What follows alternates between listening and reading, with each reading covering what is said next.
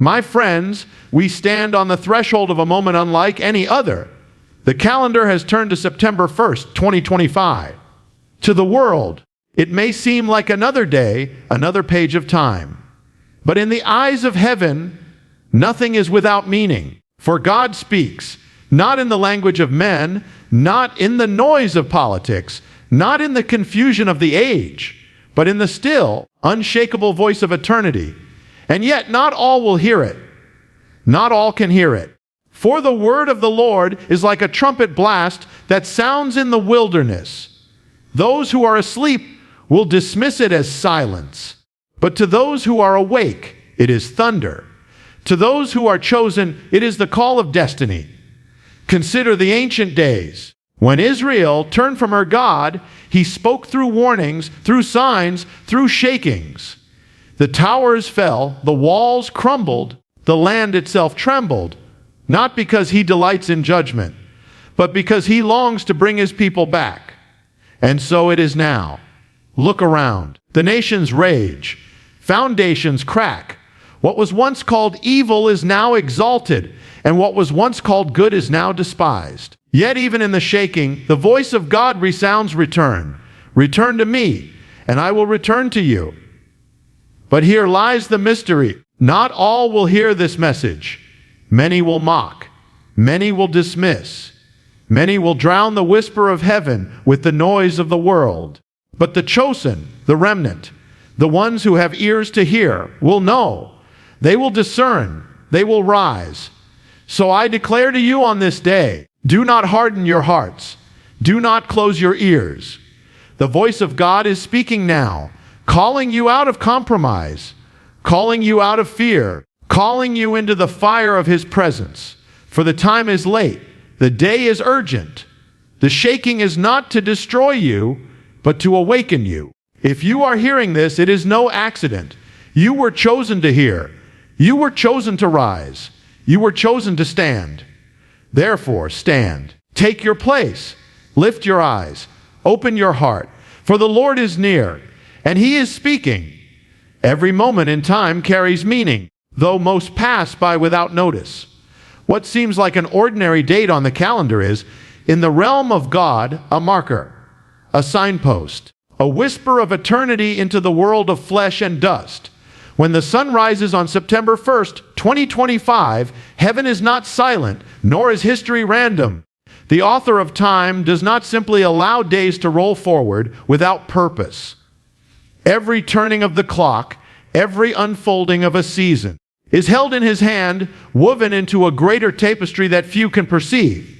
Throughout the ages, God has revealed himself not only through his word, but also through the flow of history itself.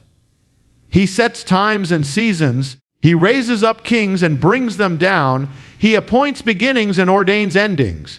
To man, a day may appear ordinary, but to God, no moment is without weight. The scriptures remind us that the sons of Issachar were praised because they understood the times and knew what Israel should do.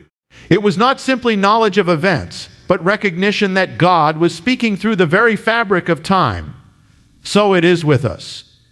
September 1st, 2025 is not simply a number, a square on a planner, a fleeting date that will vanish like smoke. It is a summons to remember that God moves in cycles, in appointed times, in seasons of shaking and seasons of restoration. When he speaks, he often does so through the alignment of times and signs. A day may appear like any other to the world, but to those who are awake, it may carry the weight of prophecy, the stirrings of destiny, and the echo of eternity. Think of the patterns of Scripture. The exodus from Egypt was not random. It came in the appointed season of Passover. The outpouring of the Spirit in Jerusalem was not random. It came on the appointed day of Pentecost.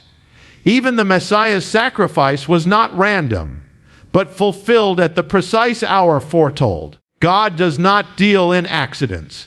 He sets the calendar of heaven, and the earth follows even if it does not understand. To those who see with the eyes of faith, dates, seasons, and times are not simply coincidences, but reminders that history is guided by a higher hand. The challenge for us is not whether God is speaking, but whether we are listening.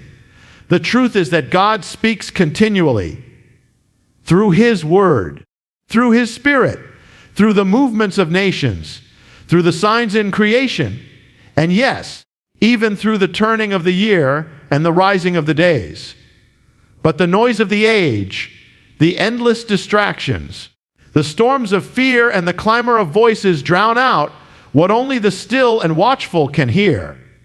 To the world, September 1st will pass as another day, but to those who walk in the Spirit, it can become a call to remembrance, a trumpet of awakening, a marker that reminds us that every moment is sacred and every season appointed. If this day is set before you, it is not in vain.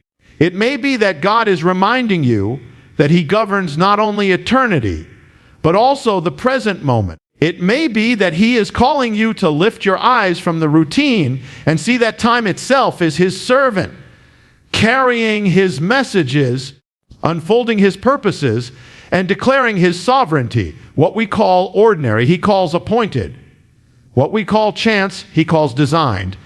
Therefore, as we step into this day, we must ask ourselves, what is God saying in this moment? What is He revealing in the turning of the season? What is He stirring in the quietness of this date? For God is speaking through time itself, and only those who listen will hear. Not all who live in this world will hear the voice of God. His word goes forth like a trumpet blast, yet to many it will sound like silence. His Spirit moves like the wind, yet most will call it coincidence. The mystery of heaven is that God is speaking continually, but only those with hearts open, ears awake, and spirits prepared can truly receive it. This is why the Scripture declares, "He who has ears to hear, let him hear." Not every ear is an ear that hears. The sound is present, but the perception is hidden. The voice is loud to those who belong to Him, yet invisible to those who are deafened by the noise of the age. From the beginning, this has been the way of God.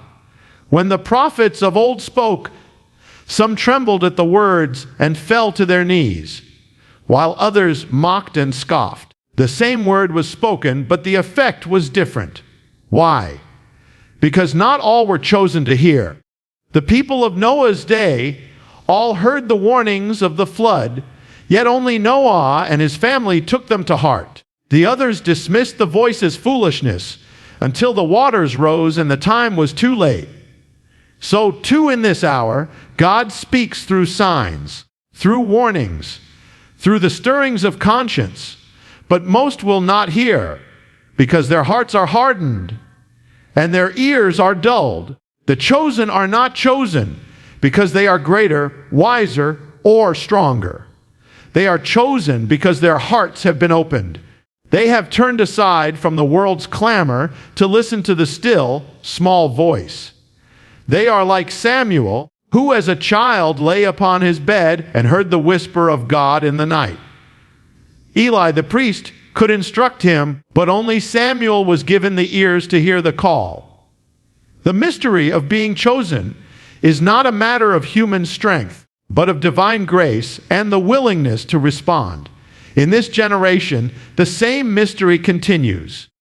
The voice of God speaks in the shaking of nations, in the collapse of foundations, in the shifting of powers, and in the trembling of economies. To many, these are merely political struggles, economic cycles, or accidents of history.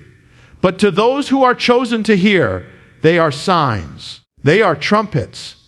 They are the sound of heaven calling a nation, calling a people, calling an individual heart to return. The same event can be either noise or revelation, depending on the ear that hears. The world is filled with countless distractions designed to drown out the sound of God's call. Media voices desires, fears, and pleasures compete for the ear of every soul.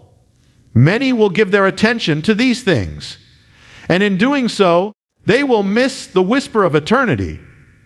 Yet in the quiet, in the prayer closet, In the searching heart that turns away from the noise, the chosen hear something different.